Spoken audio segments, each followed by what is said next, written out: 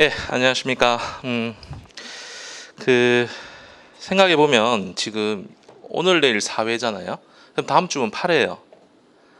예, 그러니까 이게 주중에 민법 공부를 하셔야만 지금 따라 붙일 수 있어요. 오늘 내일 한 다음에 거의 민총의 절반을 할 거 아닙니까? 오늘 내일. 그렇죠? 그러니까 주중에 민법 공부를 하셔야 됩니다. 예. 빡빡해서 어쩔 수 없어요. 그 정도로 소화해야죠. 근데 예, 예, 예, 예, 뭐 보는 방법은 차차 논의해 봅시다. 일단은 진도를 좀 빼고. 예. 자, 민법 그 법 전공자 있습니까? 없으시죠? 뭐 완전 민법을 지금 처음 보십니까? 다들? 예? 다들? 아니면 조금 보신 적 있어요? 있어요? 없다고 치고 없다고 치고 예. 아주 그 가장 기본부터 해서 시험까지 준비할 수 있도록 한번 해보죠. 처음부터 안 볼 거고 잠깐 여기 법률행위를 잠깐 보고 돌아오겠습니다.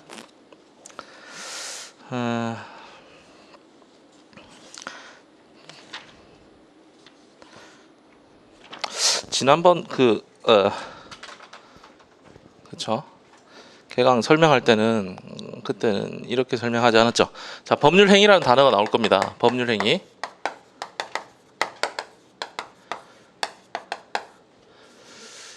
이 말은 제가 했죠. 제가 글씨를 잘 쓰는데 시간을 아끼기 위해서 대충 쓸 거다. 그렇죠? 법률행위라는 단어가 나오는데 아주 뭐 시험적으로 말씀드리면 우리 계속 이해를 해야 되기 때문에 얘는 계약과 같다 이렇게 이해를 하십시오. 어떤 단어가 나오는데 뭐 지문을 읽을 때 법률행위다라는 단어가 나오면 계약이다 이렇게 생각하십시오.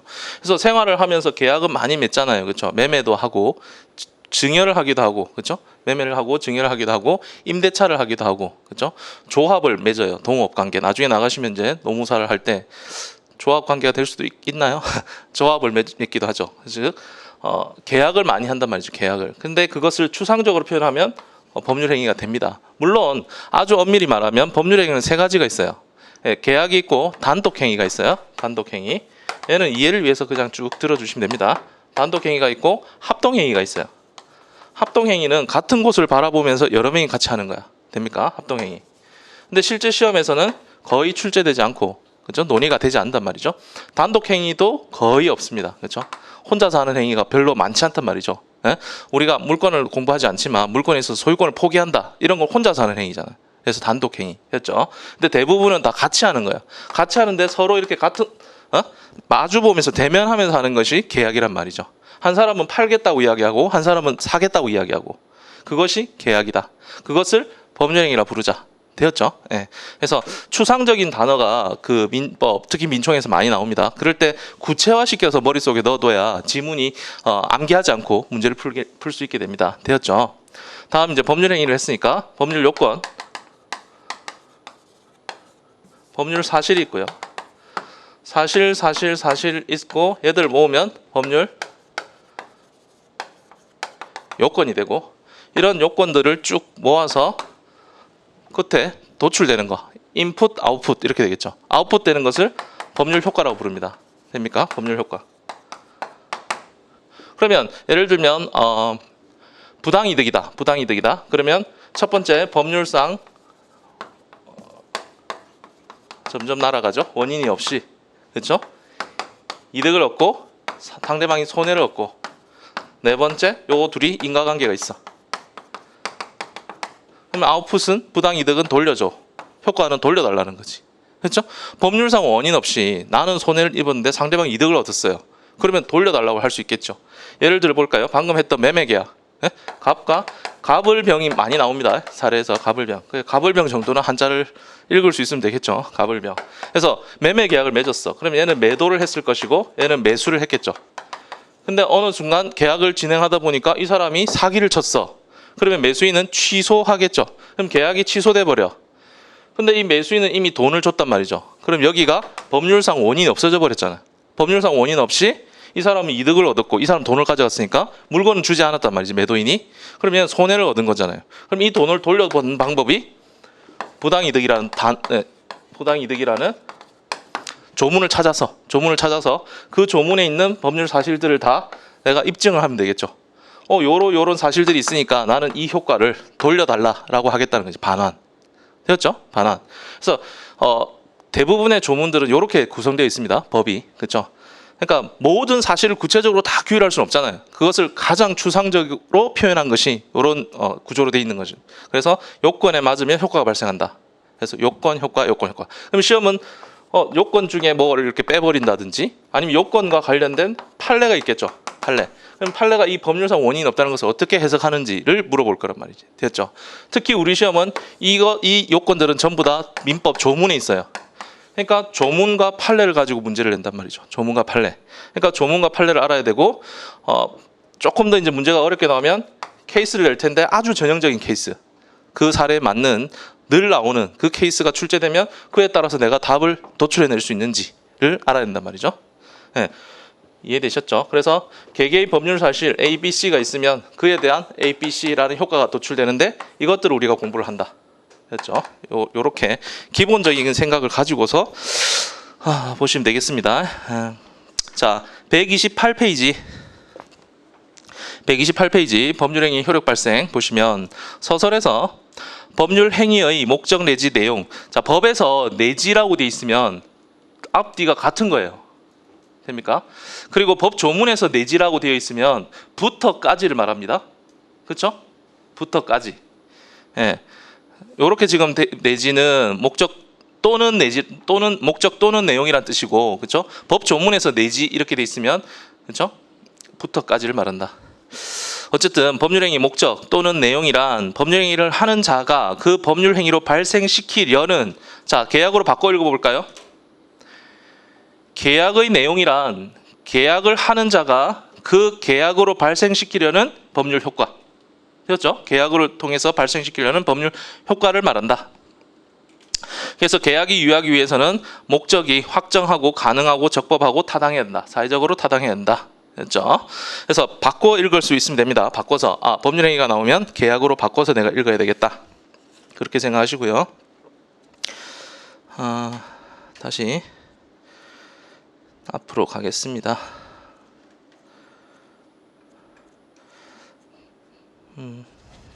제일 처음부터 다시 가죠. 자, 3페이지 민법의 의 형식적 실질적이라는 표현을 많이 쓰게 되는데 형식적은 그대로 거기 보면 민법 전으로 돼 있죠. 민법 전 가볍게 보시면 될 것 같고 실질적으로는 우리는 개인과 개인의 관계를 규율하는 것이지 국가나 개인 그죠 공공단체 이런 걸 규율하지 않죠. 나중에 2차 공부를 하시면 행정쟁송법을 보고 공부하게 되면 그때는 행정청이 등장할 거예요. 행정청. 그러면 그때는 이제 공법적 관계라고 이야기를 하게 돼요. 공법적 관계에 반대되는 말이 사법적 관계지. 사인들의 관계, 사법 되었죠. 개인.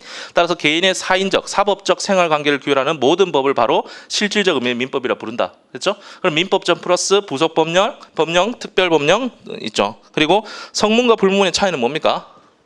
성문은 적혀 있는 법절을 말하는 거고 불문은 판례에 의해서 누적되어서 그것이 계속 집적되어서 어느 정도 추상화되었을 때 그것을 불문법이라 부릅니다. 그러니까 영국 같은 국가가 바로 불문법 국가죠. 우리는 성문법 국가이고 그래서 우리는 법전을 가지고 공부를 하지 않습니까? 자, 민법은 법이다. 그 당연하죠. 그 차이점은 뭡니까? 법과 법이 아닌 것의 차이점은 규범 중에서 강제 끝에 있는 강제 이 단어만 기억나면 되겠죠. 강제되는 것이 바로 법이다. 어떻게 강제됩니까? 소송하는 거지 뭐. 소송해서 강제 집행 들어가는 거잖아요. 너의 재산을 내놔라. 그렇죠? 너 물건 안 주면 내가 뺏어오고. 그렇죠? 부동산에 대해서 이전 등기를 하지 않으면 이전 등기 청구를 하는 거지.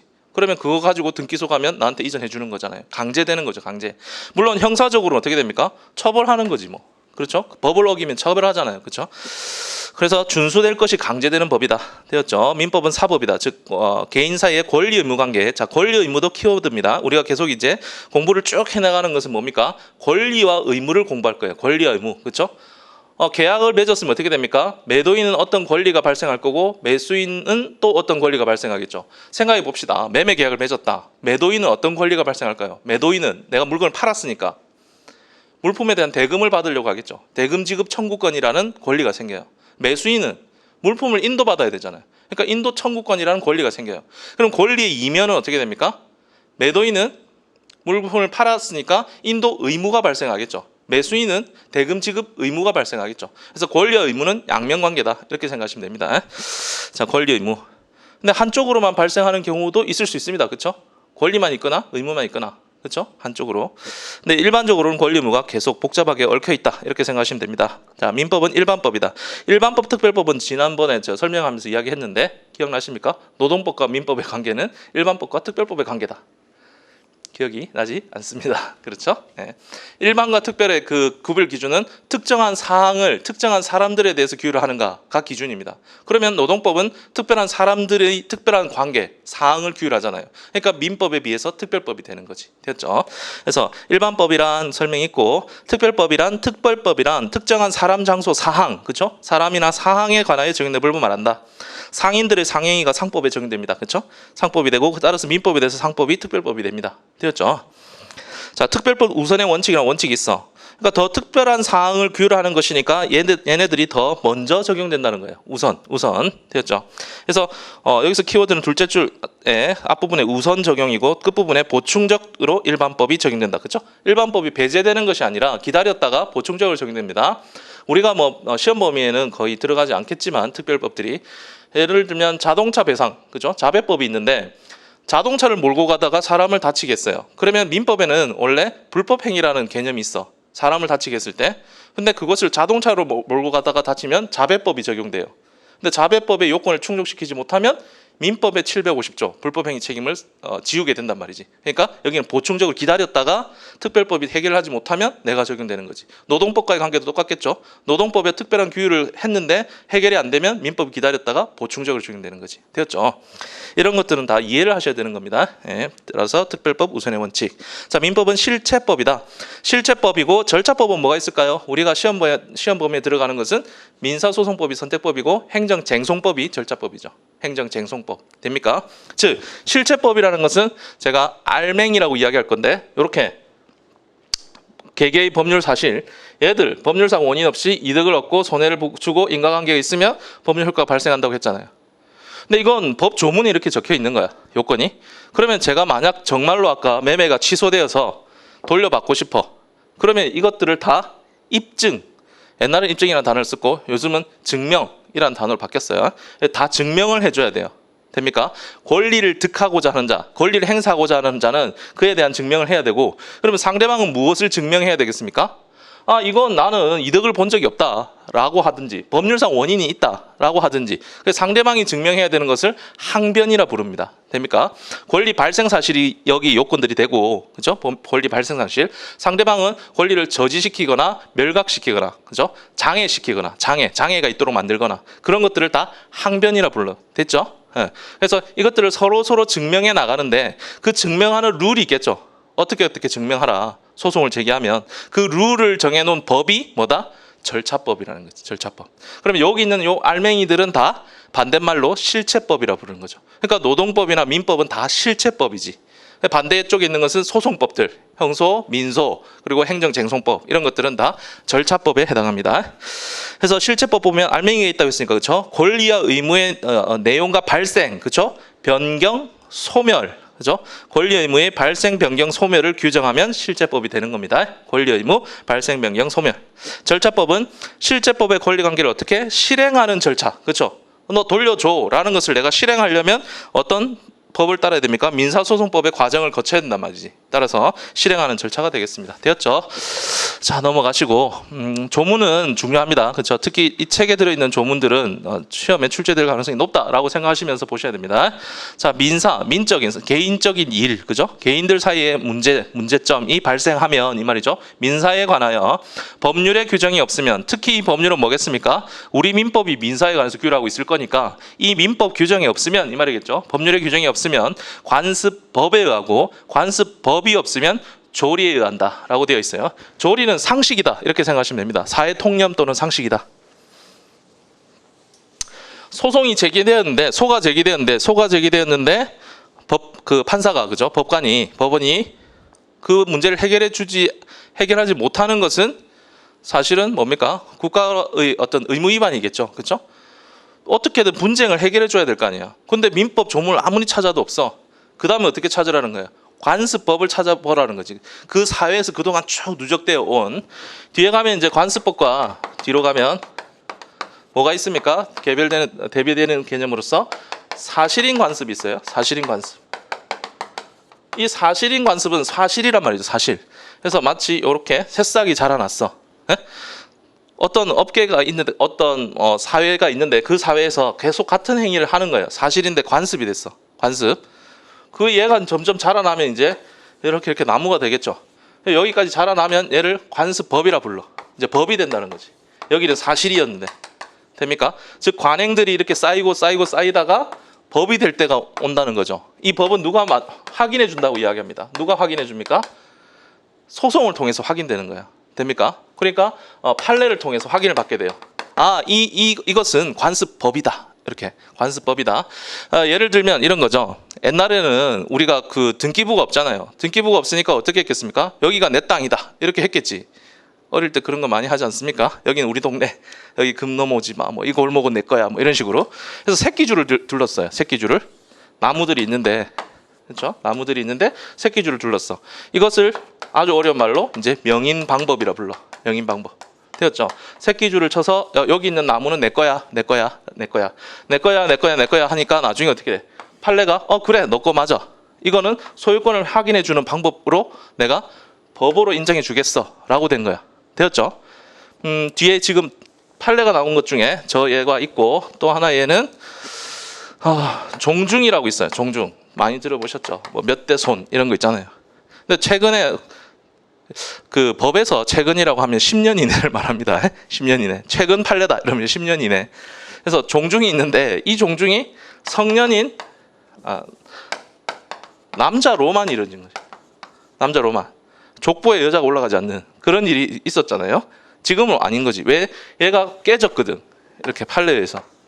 네. 그러면 종중은 헌법이라는 대한민국의 가장 높은 법에 반하면 안 돼요.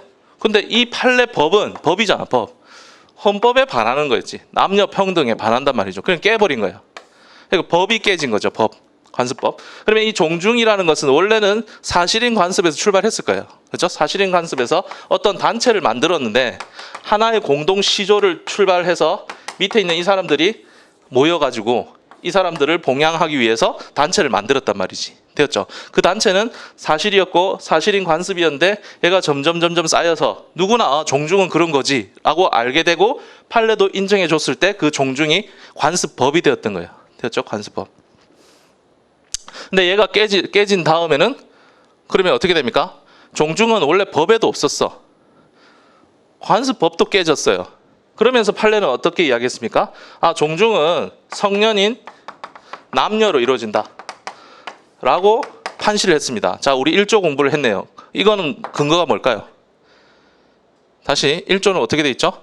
민사에 관하여 법률이 없으면 관습법을 따르는데 깨졌고 관습법도 없으면 그렇죠. 이게 조리라는 뜻이지. 상식이라는 거지. 성년인 남녀로 이루어져 있는 이 종중을 인정하는 것이 상식이다. 요렇게까지 가는 거죠. 그래서 사실인 관습과 관습법의 관계는 완전 별개의 개념이 아니라 사실인 관습이 점점 쌓여서 확인을 받았을 때 그러면 자 여기서 하나의 쟁점이 나오는데 확인했을 때 관습법이 될까요? 아니면 원래 있었던 것을 얘가 확인해 준 걸까요? 뭐 그거 말하기 따라 달라지죠. 말장난이 많이 나옵니다. 그러면 얘는 원래는 이렇게 나무가 된 건데 그걸 뒤에 가서 그냥 확인만 해준 거다. 그렇죠? 네. 이때 형성시킨 것이 아니라 형성이랑 확인이랑 단어가 계속 법에서 나올 겁니다. 나중에 행정쟁소법까지도 나오고 민소가도 확인해소와 형성해소가 나와요. 형성이라는 것은 그때부터 만들어졌다 이런 뜻이고 원래 있던 것을 확인해줬다. 이래서 뜻이 완전 달라져요. 되었죠? 그래서 형성한 것이 아니라 확인해준 거다. 요 정도 개념을 가지고 이제 쭉 좀 더 들어가 보죠. 자, 민법의 법원 제목이 법원으로 돼 있죠. 법의 그죠 연원. 그래서 어려운 단어인데 법원이란 실질적 의의 민법 우리 앞에서 공부했죠. 개인들 사이의 권리 의무 관계를 규율하는 거 그 민법의 존재 형식으로서 민사에 관한 적용 법규를 말한다. 즉 어떤 소가 제기되었을 때 그 사건을 무엇을 근거로 해결해 줄 건가 무엇을 근거로 그 근거가 되는 것을 법원이라 부른다는 거죠. 되었죠? 근거가 되는 거. 민법 1조는 실질적의 민법의 종류와 그 적용 순서를 규정하고 있다. 그렇죠? 따라서 여기서의 법률이란 국회에서 제정한 법률과 하위법규범까지 들어간다. 요거 체크하시고 됩니까? 국회에서 제정한 법률뿐만 아니라 국회에서 제정한 법률은 우리 민법이잖아요. 그렇죠? 근데 하위법규범까지 들어가야 돼. 하위법규범까지. 왜 그럴까요? 여기서 지금 법원 이야기를 할 때 실질적의 민법을 이야기하고 있었잖아요. 컨닝해 볼까요? 앞장을 들어가 보면 형식적의 민법은 현행 민법적을 말하지만 방금 했는데 그죠? 실질적인 민법은 민법뿐만 아니라 부속법령, 특별법령, 그죠? 불문민법까지 다 들어간다고 앞장에서 했죠. 요거랑 연결시키니까 그치 형식적인 민법에서 머무르면 안 되겠죠. 그렇죠? 그렇죠. 예. 책이 두껍잖아요. 그렇죠? 모든 걸 다 외울 수는 없어. 그러니까 이해를 하고 시험에 자주 나오는 건 외웠다가 그렇죠? 그거 빨리 풀고 나머지는 고민하는 그렇죠? 그런 전략이 필요하겠죠. 자, 성무민법, 성무법주의를 일치하고 있다. 그죠? 예. 그 정도 보시면 되고요. 자, 불문민법 내려가면 불문이니까 그렇죠? 법전에 적어두지 않은 거. 그러니까 관습법이 이제 튀어나온단 말이죠. 관습법. 법에 적어둔 게 아니니까. 그래서 관습법이란 보시면 반복적으로 행하여진 뭐가? 관행. 이때까지는 사실이었단 말이죠. 관행이 사회의 확신, 이 사회는 누가 해준다고요? 판례가 해주는 거야. 그렇죠? 사회의 확신에 의해서 법규범이 되는 순간 뭐가 됩니까? 강제력이 생기겠죠? 앞에서 이야기했던 강제력. 법규범으로서의 지위를 획득하게 된 것이다. 획득이니까 확인을 받지 못하면 그때까지는 사실인 관습에 머무르는 거지 뭐. 그렇죠? 그래서 성립 요건을 보시면 판례는 관습법의 성립 요건으로 너무 말이 빠릅니까? 괜찮아요? 네. 제가 흥분하면 말이 빨라집니다. 그때는 이렇게 눈짓을 줘야 돼. 너무 빨라요. 이렇게 되었죠. 자, 판례는 근데 대신에 제가 갑자기 빠르게 읽다가 천천히 읽을 때가 있어. 그러면 그건 중요한 부분이다. 이렇게 생각하시면 됩니다. 관습법의 성립 요건으로 관행이 존재할 것, 관행이 법적 확신을 취득할 것. 그렇죠. 여기까지는 이 종중 판례가 나오기 전까지는 이 정도 요건만 봤단 말이죠. 근데 세 번째 요건이 종중 판례가 나오면서 세 번째 요건을 요구하게 됐어. 뭡니까? 관행이 전체 법질서, 특히 우리 헌법을 말하겠죠. 그렇죠? 법질서 및 선량한 풍속 기타 사회질서. 뒤에 가면 이건 이제 당연히 그냥 외워질 겁니다. 103조인데 선량한 풍속 기타 사회질서, 즉 강행 질서에 반하지 않을 것을 들고 있다. 되었죠. 그래서 밑에 판례를 보겠습니다.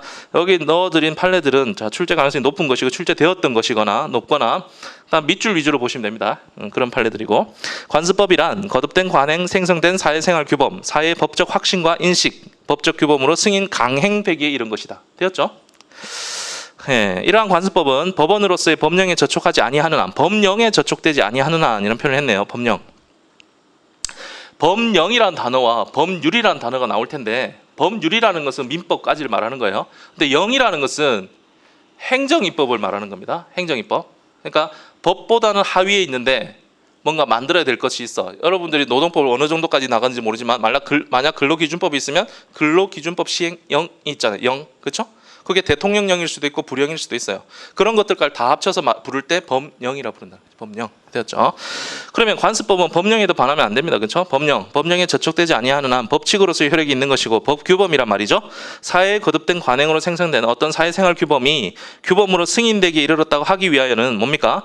헌법을 최상위 규범으로 하는 전체 법질서. 그래서 헌법 체크해 두시면 되겠죠. 반하지 아니하는 것으로 정당성, 합리성이 있다 인정될 수 있는 것이어야 한다. 되었죠. 그래서 만약 이 관습법이 깨지려면 언제 깨질 수 있는가인데 양가로 이해했겠죠. 밑줄 바로 가면 사회 구성원들이 그러한 관행의 법적 구속력에 대해서 확신을 갖지 않게 되었거나 이건 더 이상 그렇죠? 우리가 지켜야 될 법은 아닌 것 같다라고 생각했거나 또는 그다음 그러한 관습법을 적용할 시점에 있어서의 전체 법 질서에 부합하지 않게 되었다면 이건 무슨 말입니까? 다시 말해서 남녀 평등에 반한다는 인식을 우리가 가지게 된 거지. 헌법에 남녀 평등이 있는데 요 남성으로만 이루어진 종중은 헌법에 반하는 거야 라는 인식을 갖게 되면 깨진다는 거죠. 그렇죠? 예. 부합하지 않게 되었다면 그러한 관습법은 법적 규범으로서의 효력이 부정될 수밖에 없다. 되었죠. 그래서 이 판례가 중요하고요. 자, 관습법의 효력. 법이니까 나는 법과 동등하다 이렇게 주장할 수도 있을 것이고 그렇죠? 근데 이미 우리는 답을 봤네요. 법령에 저촉되지 아니하는 범위 내에서 법규력을 가진다라고 판례가 이야기했잖아. 그러니까 열등하다는 말이겠죠. 그렇죠? 네, 보충적이다, 열등적이다.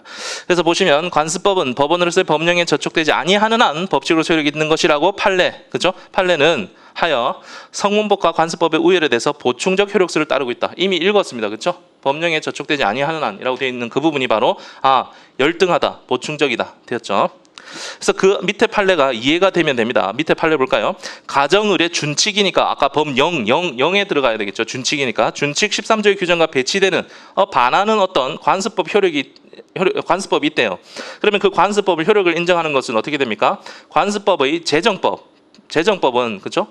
국회가 제정한 법, 그죠? 또는 행정입법을 통해서 제정된 법, 제정법에 대한 열후적 보충적 성격에 비추어 1조의 취지에 어긋나는 것이다. 이해되십니까? 요 문구가 지금 그렇죠? 배치되면 안 되잖아요, 관습법이. 근데 니네가 지금 주장하는 게 만약 관습법이라면 준칙을 지켜야 되는데 준칙에 반하네? 라고 이야기한 거지. 그렇죠? 니네가 주장하는 것이 관습법이라면. 그러면 주장하는 것이 관습법이라면이라는 표현은 왜 쓸 수 있을까요? 이미 제가 여기 자라나는 새싹과 나무를 가지고 설명한 것처럼 경계 지점이 모호해요. 그렇죠? 막 자라날 때는 사실인데 판례가 딱 나오는 순간 얘기가 법으로 바뀌어버린단 말이죠. 그러니까 경계 지점이 모호하니까 이런 이야기를 하게 된다는 거죠. 그래서 아래 보시면 관습법과 사실인 관습의 구별이 있죠. 법적 확신을 얻으면 법이 되고 그 앞 단계까지는 관습이 되는 거야. 되었죠. 그래서 판례 밑줄 위주로 보시겠습니다. 얘는 시험에 나옵니다. 관습법은 법령에 저촉되지 않는 한 법칙으로서의 효력이 있는 것이다. 법이다. 이에 반하여 사실인 관습은 법률행위 뭘로 바꿔 읽을까요? 계약의 당사자의 의사를 보충함에 그치는 것이다. 사실인 관습은 의사를 보충해 준대요. 계약에 있어서 특히. 그러면 거기까지 다 정의이고 양가로 이로 가서 관습법은 당사자의 주장 입증을 증명을 기다림이 없이 관습법이니까 법을 증명할 필요가 있을까요? 법은 증명하는 게 아니지. 법에 들어있는 사실들, 아까 법률 사실이 있었잖아요. 사실, 그렇죠? 법률 사실들 없어져 버렸네요. 들을 증명해야 된다 그랬잖아요. 법률 사실들, 법을 증명하는 것이 아니라 기다림이 없이 법원이 직권으로 이를 확정해야 하는 것이고, 사실인 관습은 사실이니까 어떻게 됩니까? 당사자가 주장 입증해야 된다. 그러니까 여기서 이제 시험에 나오겠죠. 둘을 내가 잘 알고 있는지를 물어보려면 그 성격을 물어보면 되겠지. 둘의 성격이 어떻게 다릅니까? 관습법은 어떻게 법이니까 직권으로 조사해야 되겠죠. 직권으로 그죠? 법원이 알아서 해야 되는 것이고, 원칙. 근데 예외적으로 생각해 보면 그렇죠? 관습법은 관행이 쌓여서 확인을 받아야 되니까 찾기가 쉽지 않죠. 그러면 내가 뭔가 어떤 관습법을 주장하려고 해. 예를 들면 종중 아니면 아까 명인 방법. 그러면 내가 뭔가 막 입증 자료를 내서 그렇죠? 이것이 관행이 너무 많이 쌓여가지고 사회적인 확신을 얻게 되었다라는 것을 내가 조력해야 되겠죠. 당사자가 조력해야 될 거야. 그렇죠? 근데 사실인 관습은 어떻다고요? 사실이니까 손 놓고 있으면 찾아주질 않는 거야. 직권을 해주지 않습니다. 그렇죠? 그러니까 당연히 당사자가 증명을 해야 돼. 근데 너무 힘들죠? 그러니까 여기서는 누가 해주는 거야? 법원이 조력해 주는 거지. 네, 그 차이. 당사자가 조력하는 것이고. 글씨가 엉망이죠? 자, 이 표현을 판례가 어떻게 하고 있는지를 읽어서 끝을 내면 되겠죠. 자, 밑줄 쭉 보겠습니다. 그 다음 밑줄. 관습법은 당사자 주장 입증을 기다림 없이 법원이 직권 부분 표시하시면 되겠죠. 직권. 사실인 관습은 그 존재를 당사자 입증 이렇게 하면 되겠죠. 당사자 입증. 예. 근데 그 다음 밑줄. 법원이 이를 알 수 없는 경우 여기서 이는 뭡니까? 앞부분 쭉 올라가 보면 관습은이라고 되어 있죠. 예. 그래서 관습법을 지금 이야기하려고 하는 겁니다. 그렇죠? 관습은 승인되었는지의 여부를 가리는 데 더욱 어려운 일이므로 그 다음 밑줄 법원이 이를 알 수 없는 경우 결국은 당사자가 이를 주장 입증할 필요가 있다. 필요가 있으니까 어떻게 되는 겁니까? 원칙 직권 당사자 입증 조력해 준다는 거죠. 필요가 있다. 그렇죠? 근데 양가로 3으로 가면 사실인 관습에 대한 이야기를 하고 있네요. 사실인 관습은 밑줄 주로 임의 규정일 경우에는 법률 행위 계약의 해석 기준으로서 또는 의사를 보충, 당사자의 의사를 보충하는 기능으로서 재판의 자료로 할 수 있을 것이나 여기부터는 다른 거네요. 양가로 삼은 잠깐 두고 그 다음 판례로 가겠습니다.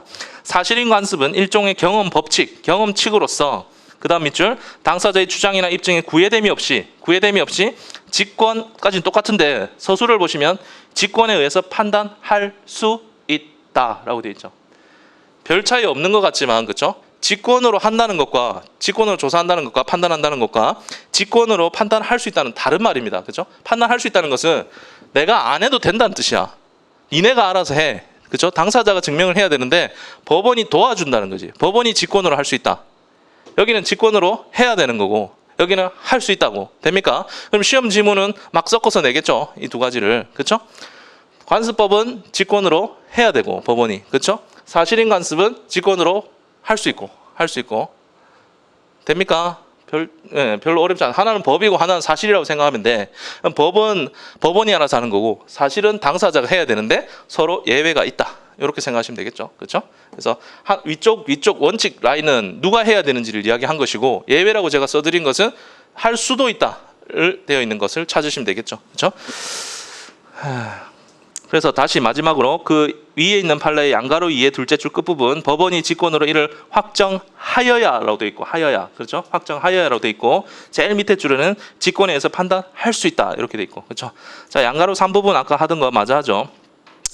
사실인 관습은 주로 임의 규정일 경우에는 법률행위, 계약의 해석 기준으로서 또는 의사를 보충하는 기능을 하고 이외의 분야, 즉 그 분야의 재정법이 주로 강행 규정일 경우에는 그 강행 규정 자체에 결함이 있거나 강행 규정 스스로가 관습에 따르도록 위임한 경우 등 이외에는 법적 효력을 부여할 수 없다. 무슨 이야기를 하고 있습니까? 관습이 자라날 수 있는 토양이 뭐라는 겁니까? 임의 규정일 때 관습이 자라날 수 있다는 거지 원칙적으로 그렇죠? 그래서 강행법 규정이 있을 때는 그렇죠. 입법부가 열심히 지키라고 만들어준 법이 있어. 당사자가 임의로 배제할 수 없도록 내가 만들었어. 근데 이 사실인 관습이라는 것을 들이대면서 바꿔버리면 입법자의 의사에 반하는 게 되잖아요. 강행 규정으로 만들어뒀는데 그러니까 거기서는 자라날 수 없지 토양이 안 된다는 거죠. 사실인 관습이 될 그렇죠? 그런데 만약 그 강행 규정이 그래 이 부분엔 관습을 할 수도 있지 라고 되어 있으면 끝부분이죠. 그렇죠? 강행 규정 스스로가 관습에 따르도록 위임한 경우 이때는 위임이라는 거죠. 맡겨뒀다는 뜻이 되겠죠. 그렇죠? 너 여기서는 해도 돼라고 하면 할 수 있다는 뜻이잖아. 그렇죠? 너무 당연한 그런 판시입니다. 그 부분은. 그래서 시험에 나오는 건 이겁니다. 요거 정리해야 되겠죠. 요 네 칸을 내가 채울 수 있는지. 그렇죠? 되었죠? 넘어가겠습니다. 자, 판례가 인정한 관습법. 첫 번째 명인 방법 설명했습니다. 뭡니까 이거? 새끼줄 두르는 거겠죠? 나무 잎목이 있을 때 나무들을 묶어두는 거죠. 명인 방법. 본묘 기지권 얘는 물권법 파트이기 때문에 우리가 볼 필요는 없는데 그죠? 무덤을 말하는 무덤에 대한 그죠? 내가 그 무덤을 소유는 좀 이상하네요. 그죠? 거기 가서 그렇죠? 거기까지 보시고 관습법상 법정지상권도 뭡니까? 이건 물권 파트입니다. 그렇죠? 땅 위에서 어떤 목적으로 그 땅을 쓸 수 있는 권리가 바로 법정지상권인데 관습법상이니까 그렇죠?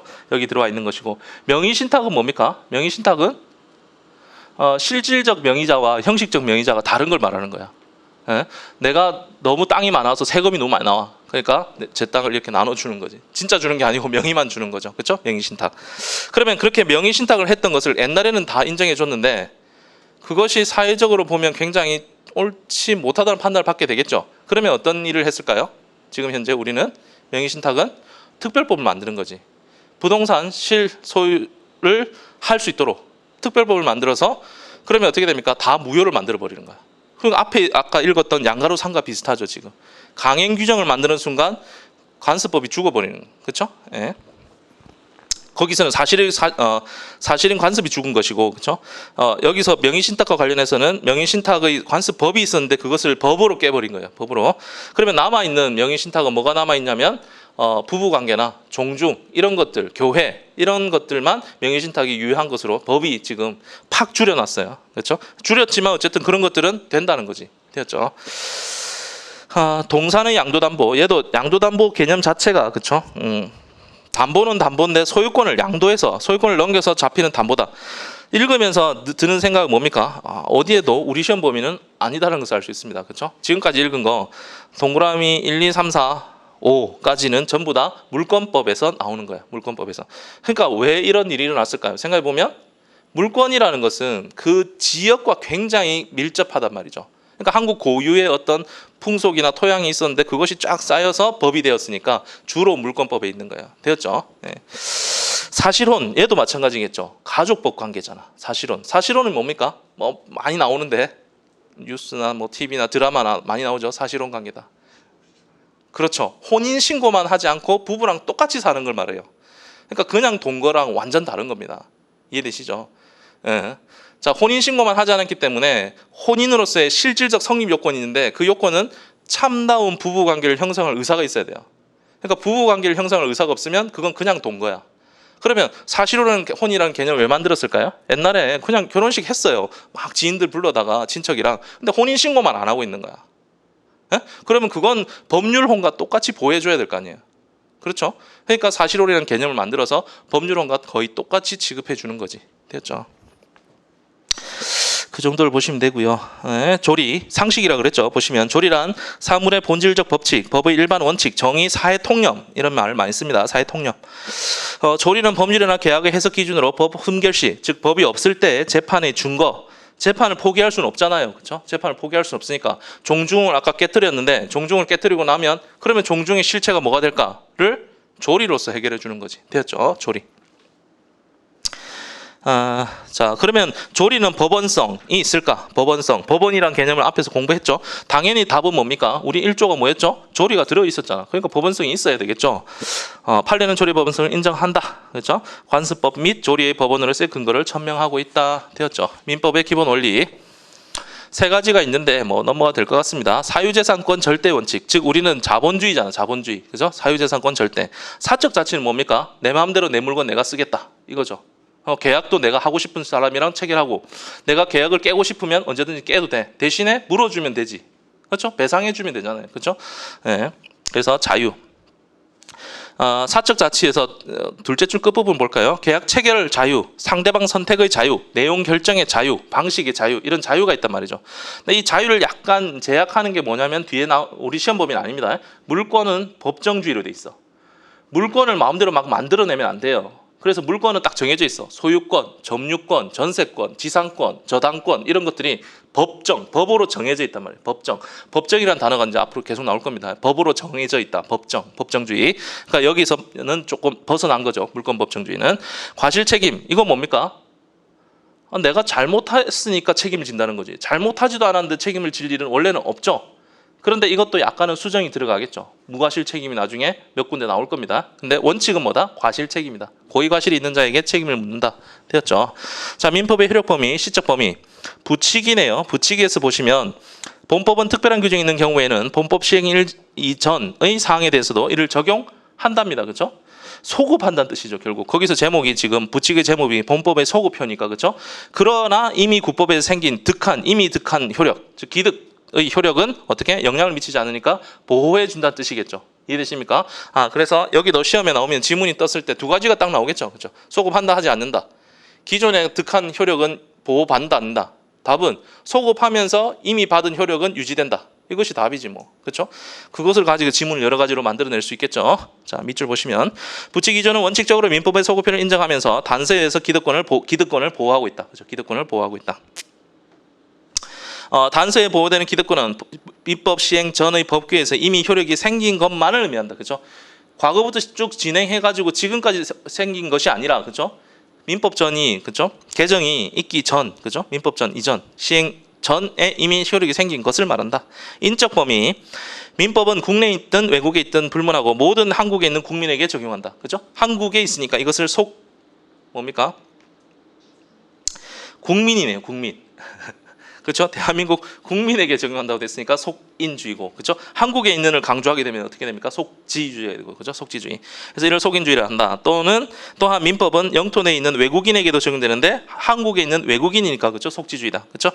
즉 앞부분에 있는 것을 속지주의라고 말할 수도 있습니다. 그렇죠? 왜냐하면 한국에 있는, 그렇죠? 한국인을 안 했네요. 그렇죠? 앞부분을 국내에 있든 외국에 있든이라고 했으니까 속인주의를 말하는 것이고, 그러면 이렇게 방금 제가 말하고 싶은 건 뭡니까? 한국에 있는 한국인 국민에게 적용된다고 하면 속지 플러스 속인이 된다는 거지. 그렇죠? 근데 있든 아니든 이렇게 말했으니까 속인인 것이고, 그렇죠? 한국에 있는 외국인 하면 속지주의고, 그렇죠? 네.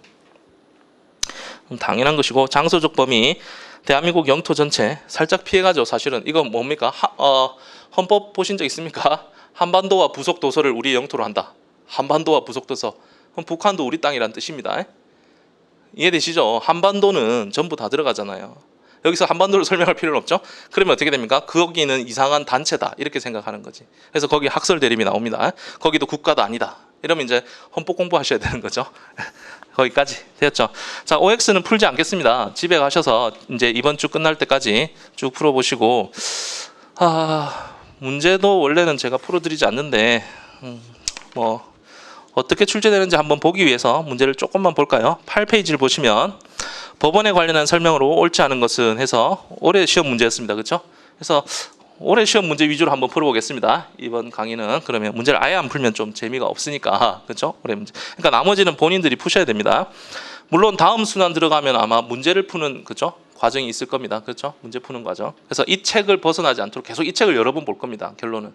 저는 마무리도 이 책으로 해줬어요. 4회 잡아서 죽는 줄 알았습니다. 근데 거의 5회 만에 끝을 냈고 작년에 굉장히 효율적이었던 것 같아요. 이 책에서 정말 시험에 나오는 것만 짝짝짝 이렇게 봐서 끝을 냈는데 올해 책을 낼지는 모르겠는데 아무튼 이 책을 벗어나질 않을 겁니다. 자, 1번 문제. 법원에 관련된 설명을 옳지 않은 것은 X를 찾아라. 일단 성립한 관습법이라도 구성원들이 관행의 법적 구성에 대해서 확신을 갖지 않게 되면 이게 뭡니까? 판례네요, 판례. 아까 읽었던 그 문구. 그렇죠? 부정되는 경우가 두 가지가 있었어. 첫 번째 케이스가 이거고 두 번째는 뭐였죠?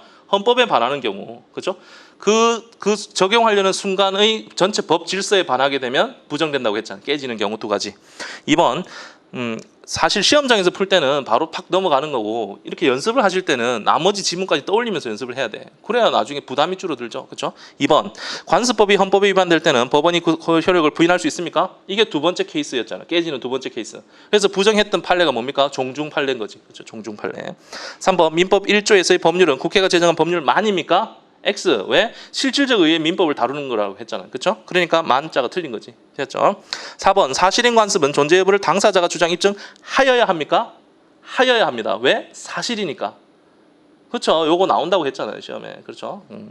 나온다는 게 나오는 겁니다. 5번 임의 규정과 다른 관습이 있는 경우 임의 규정이 있고 다른 관습이 있는 경우에 의사가 명확하지 아니한 때는 그 관습에 의한다는 조문이 출제된 거예요. 5번은 조문 됩니까? 그래서 요 관습법과 사실인 관습을 정리하고 마지막에 얘는 조문이 있다는 거. 105, 106조가 있는데 1조는 순서가 뭡니까? 이 법이 먼저고 그 다음 관습법이 있고 조리 이렇게 돼 있었잖아. 순서가. 그렇죠? 1조가 106조로 가게 되면 당사자의 의사가 최우선하고 그죠? 의사가 불명확하면 사실인 관습에 의하고 관습이 없으면 사실인 관습도 없으면 임의 규정을 따릅니다. 임의 규정. 그러니까 이 조문 두 가지가 충돌하는 거 아닌가라는 의문이 들죠. 저만 듭니까? 여기는 법이 우선한다고 해놓고 관습법보다 그렇죠? 여기는 사실이 임의 규정보다 앞선다고 해요. 이상하죠. 여기는 법이 더 뒤로 간다. 임의 규정은 법이자 법. 그렇죠? 근데 이 임의 규정은 원래 태생적으로 정의가 뭐냐면 당사자가 임의, 자기 마음대로 임의로 배제할 수 있는 법을 임의 규정이라 불러요. 당사자가 의사에 따라서 배제할 수 있는 법을 임의 규정이라 부른다고. 되었죠? 그러니까 의사에 따라 배제할 수 있는데 그 의사가 여러 개 쌓여 있는 게 사실인 관습이잖아. 그렇죠? 의사가 누적된 게 사실인 관습이잖아.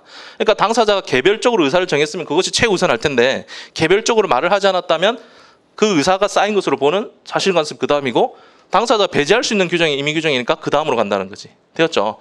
그래서 얘와 얘는 뭐라다? 차원이 다르다. 이렇게 이야기해요. 차원이 다르다. 얘는 아까 뭐라고 했습니까? 요 아래쪽은 법률 행위, 즉 계약을 어떻게 해석하는 기준이 된다. 해석 기준.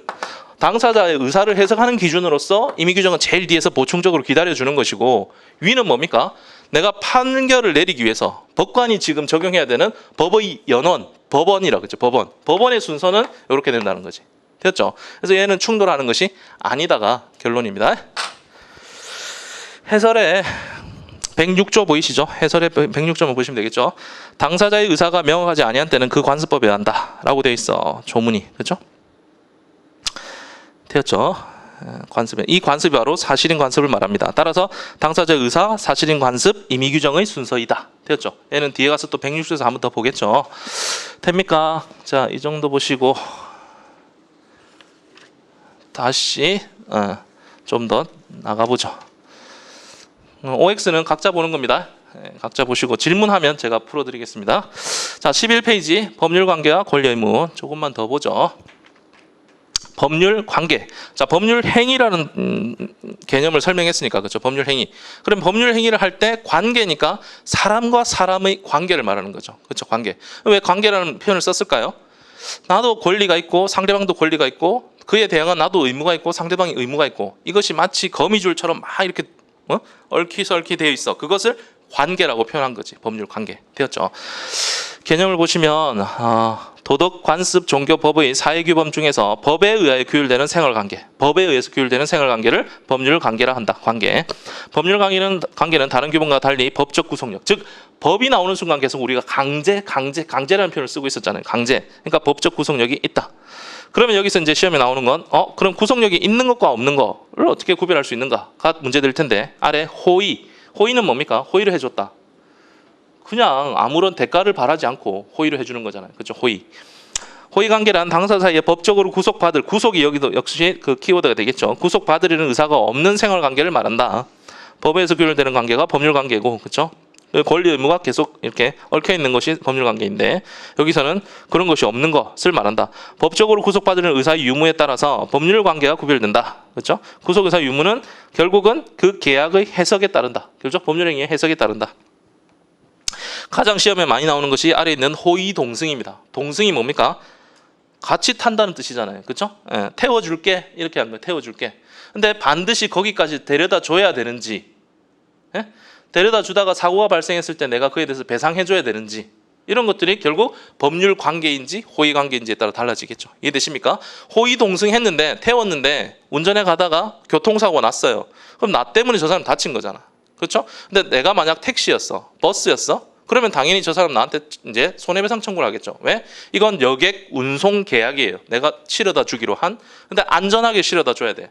근데 다쳤잖아요. 그러니까 내가 배상해 줘야 되지. 근데 내 친구야. 태워줬어. 다쳤어. 미안해. 미안하잖아. 미안해. 되었죠? 그 차이란 말이죠. 보겠습니다. 호의로 타인을 승용차에 태워주는 호의 동승의 경우 법적 의미에서의 의사표시가 없고 법률 관계가 존재하지 않으므로 호의적 급부를 약속받은 사람은 법적 효과에 한하는 상대방에 대한 이행 청구권, 태워줘. 그죠? 너 태워줘야 해. 이렇게 말하는 게 이행 청구권입니다.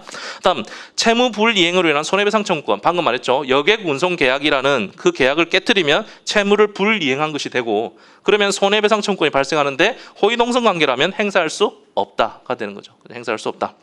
그러나 호의 관계의 경우에도 불법 행위로 인한 손배 청구권 같은 법률의 규정에 의한 청구권은 발생할 수 있다. 그렇죠. 그러면 제가 앞에 했던 말은 틀린 말이죠. 미안해 하면 끝나는 게 아니라는 거지. 너가 왜 불법 행위를 했냐? 그러니까 배상하라. 이렇게 이야기를 할 수 있는 거죠. 됩니까? 그래서 또 하나의 큰 그 줄기로서 우리가 민법 공부를 끝나갈 때쯤 되면 너무나 많은, 제가 여러 번에 걸쳐서 여기 넘을 수 없는 장벽이 있어. 서로 터치하는 거 아니야. 됩니까? 이쪽은 당사자의 의사가 녹아 있는, 주로 우리가 법률 행위 공부를 할 거예요. 그렇죠? 법률 행위. 근데 어떤 법률 효과가 발생하는데, 아까 봤던 거 있죠. 법률상 원인 없이 이익을 얻고 손해를 줬는데 인과관계가 있어. 거기에 어떤 의사가 들어가 있습니까? 의사가 전혀 없잖아요. 법률상 원인이 없는데 손해가 있고 이익이 있다는 사실을 본 거잖아. 그렇죠? 법률 사실을 딱딱 보니까, 그리고 인과관계가 있어. 그럼 효과로서 돌려줘라고 했잖아요. 이것을 법 규정인 거죠. 법 규정. 법 규정에 의해서 효과가 발생하는 경우가 있다는 거지. 됩니까? 됐죠? 그래서 이쪽은 법률 행위니까 주로 계약을 이야기할 것이고, 이쪽은 법 규정에서 발생하는데 우리 체각에 가면 세 가지를 공부할 거야. 그렇죠? 뭐가 나옵니까? 거기 사무관리, 방금 봤던 부당이득, 마지막 불법행위, 이 세 가지. 시험에는 거의 얘는 안 나오고, 얘가 이번에 나오고 얘가 이번에 안 나왔어. 근데 주로 얘가 자주 나와. 됩니까? 이렇게 공부하시면 되겠죠. 그래서 얘는 거의 뭐 1시간 이내로 정리할 수 있는 부분입니다. 되었죠? 사무관리는 거의 안 나오고, 부당이득 이번에 나왔고, 대신에 불법행위 안 나왔고, 근데 주로는 불법행위가 나온다. 이렇게 생각하시라는 거죠. 시험에. 그러면 다시 이야기해 보면, 계약관계, 호의동승은 계약관계가 아니니까 그에 따른 계약상의 효과로서 손해배상 청구거나 발생하지 않겠죠. 그런데 법률 규정에 불법행위는 뭐라고 되어 있습니까? 타인의, 그죠? 고의에 의한 위법행위, 손해를 입고 그에 대해서 인과관계가 있으며, 여기에 어떤 의사가 있습니까? 어떤 사람이 고의로 나쁜 짓을 했어. 그래서 손해가 발생해. 근데 인과관계가 있어? 그럼 너 배상해. 이 배상이 효과란 말이지. 되죠? 배상의 효과야. 여기는 계약을 위반해. 그걸 채무불이행이라 불러. 채무불이행. 근데 여기도 고의과실로 하겠죠. 고의과실로. 근데 얘는 의사로 한 거라고 보는 거고, 여기는 의사가 고의과실에 의한 위법행위가 있을 때, 그에 대해서 손해가 있으면 배상하라. 이렇게 된다는 거지. 되었죠? 그러니까 호의동승은 이렇게 설명해야 되겠죠. 결국은 계약관계가 아니니까 채무불이행에 의한 손배는 지지 않지만, 그렇죠?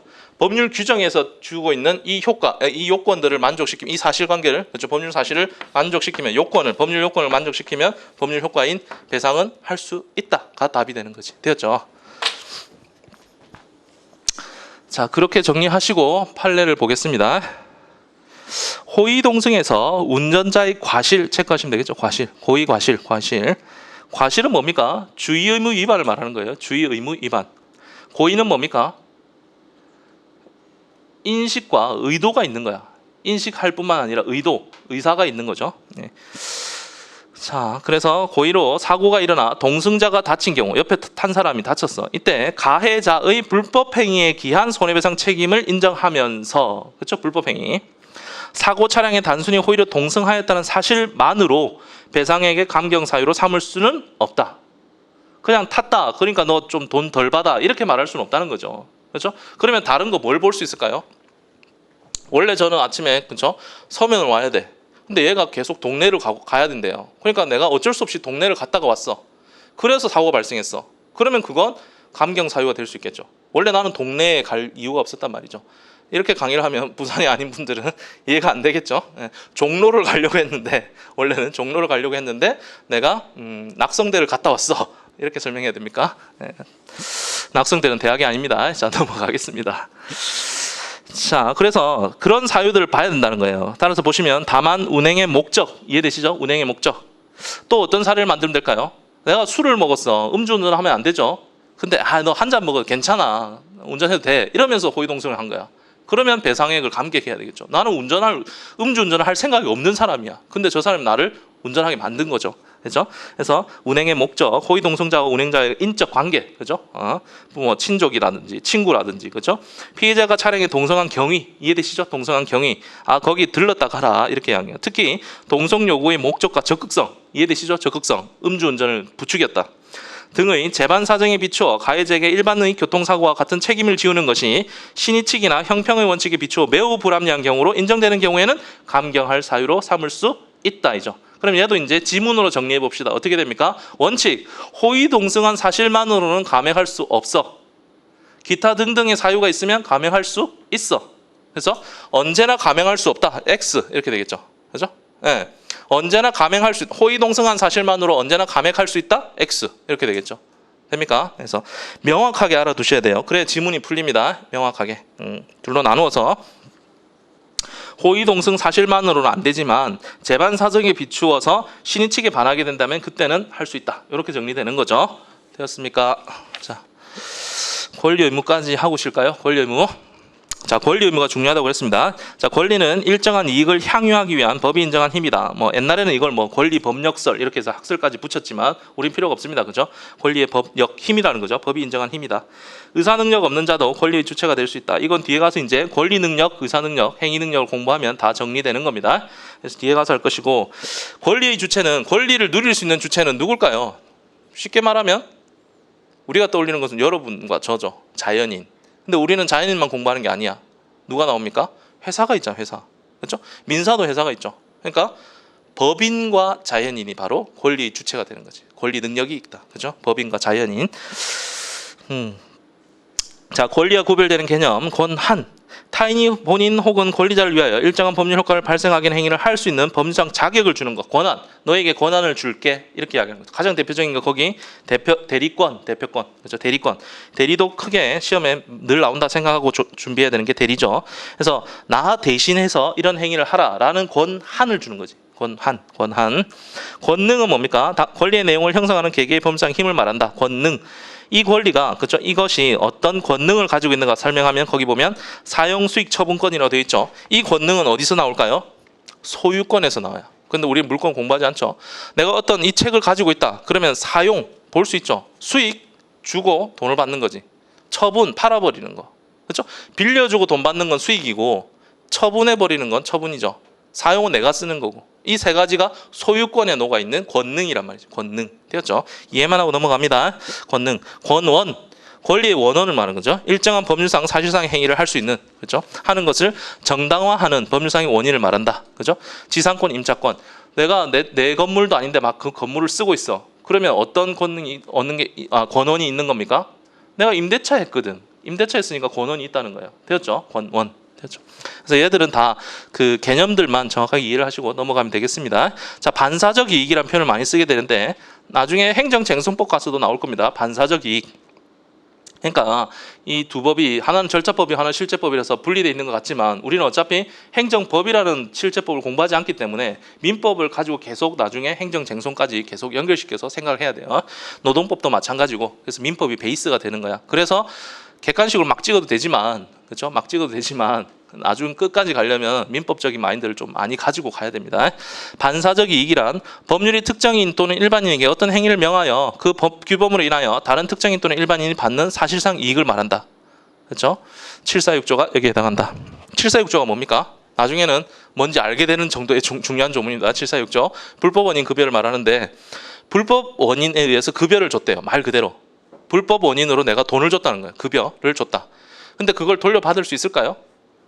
돌려받을 수 있게 해주면 뭐에 반하겠습니까? 우리의 어떤 사회적 통념에 반하게 되겠죠. 불법으로 준 돈은 못 받게 해야 처음부터 안 줄 거잖아. 그렇죠?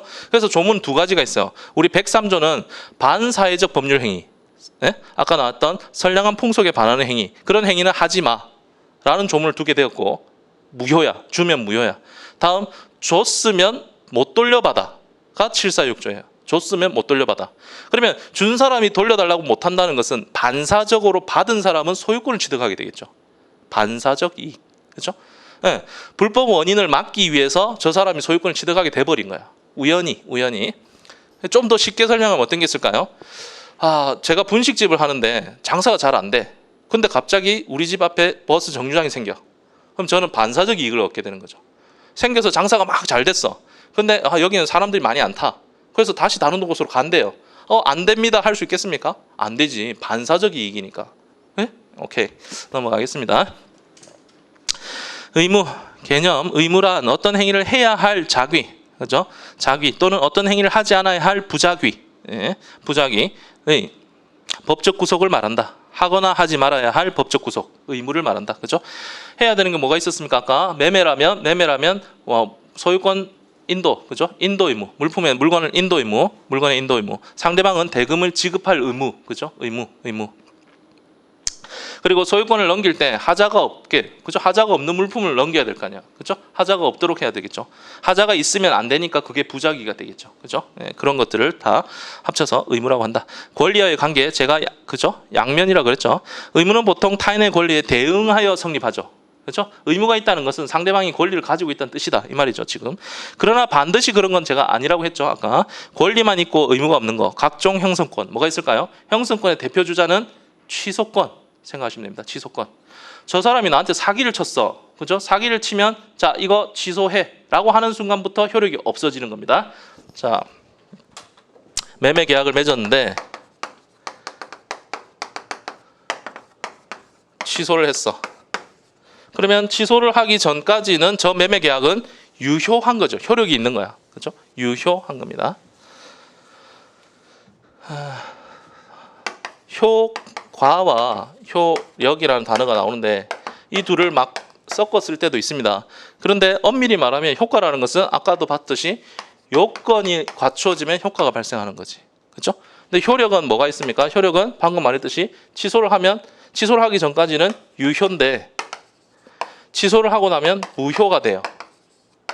요게 효력이야. 효력 되었죠. 그래서 지금 매매 계약을 맺었을 때는 유효한 계약이었는데 이것이 취소가 되는 순간부터 무효가 되는데 취소를 바로 그때부터 무효를 만드는 것이 아니라 소급시켜서 무효로 만듭니다. 소급시켜서 즉 처음부터로 하는 거야. 근데 방금 제가 순간부터로 말한 건 뭡니까? 그 의사표시를 한 순간부터 소급한다. 이런 뜻인. 의사표시를 한 순간부터 소급해서 무효가 된다. 되었죠? 의사표시를 한 순간부터 소급해서 무효가 된다. 그러면 이 취소를 할 수 있는 자는 어떻게 해야 될까요? 함부로 막 이렇게 소급시켜서 무효를 만들면 될까요? 안 되죠. 그러니까 엄격하게 취소권자를 법으로 정해둬. 법정. 우리 민법은 무하대승. 어떤 스님이 있는데 늘 그죠? 무하하고 다닙니다. 무하대승. 해서 무능력자, 즉 제한 능력자, 그다음 하자 있는 의사표시자, 하자 있는 의사표시자. 이거 외워야 되는 거예요. 지금 대리인, 그다음 승계인, 무하대승. 무하대승. 이 사람들이 취소권을 행사할 수 있습니다. 그러면 방금 뭡니까? 사기가 여기 들어갔겠죠. 사기 취소. 하자 있는 의사표시를 한 자, 그 자는 취소를 할 수 있다는 거예요. 법정돼 있죠. 법정. 그렇죠? 그러면 하자 있는 의사표시, 사기를 당한, 기망을 당한 사람은 하자 있는 의사표시를 한 사람이고, 그렇죠? 그 사람이 취소를 하면 그때부터 소급해서 무효로 되는데, 이건 상대방에게 그 상대방의 의사에 영향을 받을까요? 내가 기망 당했어. 그러니까 나 취소한다라고 말하는 그 과정에서 상대방이 거기에 어떤 개입을 하냐는 거지. 전혀 하지 않잖아요. 내가 그냥 취소하는 순간 취소돼 버리는 거야. 그러니까 형성권이지. 내가 형성시킨다는 거죠. 어떻게 여기는 무효로 만드는 것을 형성시킨다는 거죠. 되었죠? 그래서 형성권의 가장 대표 주자는 취소권을 말한다. 그죠? 채권으로 넘어가서, 그죠? 채각으로 넘어가서 채총채각에서는 어떤 형성권이 있습니까? 해제가 있지. 해제. 계약을 해제하는 거. 그래서 해제는 늘 이렇게 입에 익혀 두시면 됩니다. 그냥 해제가 아니라 계약 해제다. 그래서 해제라는 단어는 계약에서 나오는 거다. 이렇게. 그러면 여기는 뭡니까?